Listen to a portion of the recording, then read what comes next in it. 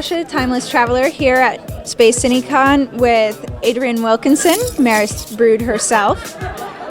You've worked on a lot of shows in the sci-fi and supernatural franchises. What is your favorite role? It's sort of more the fantasy genre, but I got started on Xena Warrior Princess, and that is probably still my biggest adventure. I mean, it's shot in New Zealand. We had these amazing handmade costumes. I was fighting. It was everything. So it was really kind of an epic experience. So I would say that's probably my favorite. Maris is a close second. What about Maris is interesting to you? Her story, the fact that she is... she's sort of trapped. She is at heart good, but she's trapped on a planet and losing her mind, and that's making her turn evil. So it's the idea that she is battling herself. She's also battling the elements and battling just what's happening in history around her. And it brings out the best and the worst in everyone. So that character, the one sad thing about Maris is that I feel her storyline was so juicy, and there was so much more we could have seen. So I hope that in some form she'll come back. You, like we've mentioned before, you were on Xena Warrior Princess. You played her daughter, Eve. What was it like playing the daughter of such a big character? In a word, intimidating.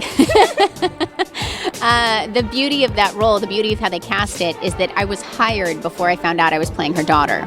So they actually said they were just casting a character to be her nemesis. And true story, I thought I didn't have a chance because I thought I looked too much like Lucy. And that they normally, for instance, when you have a brunette actress, if they want a nemesis, they would normally choose a blonde or a redhead. So I just thought, I don't have a chance. And of course, that all worked in my favor.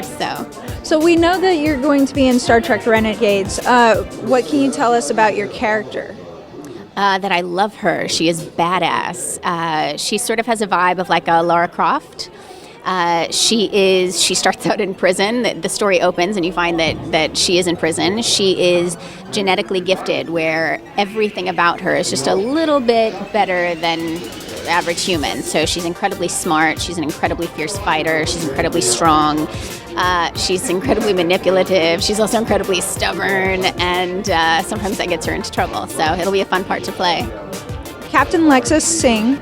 So we've seen she's a legacy in this series. I don't know, would you be willing to give us a con scream? Not even.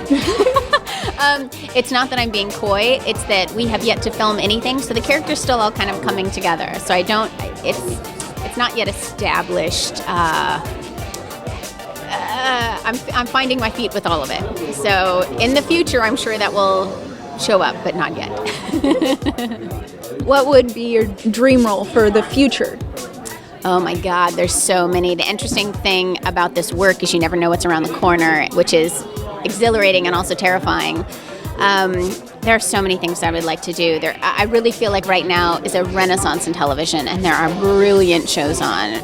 Everything from like a Game of Thrones to Homeland to Justified to Southland, which unfortunately was just now canceled. There's just such a wide breadth of amazing work on television right now that I would love to be part of. And there's about 4 historic female real-life women that I would love to play, whose stories really haven't been explored yet. So I'm hoping in some form or fashion that will be in my future. You can find Adrienne on Facebook at adrienne.wilkinson, and you can also find her on Twitter at yo_AdrienneW. Thank you so much. It was a pleasure. Thanks.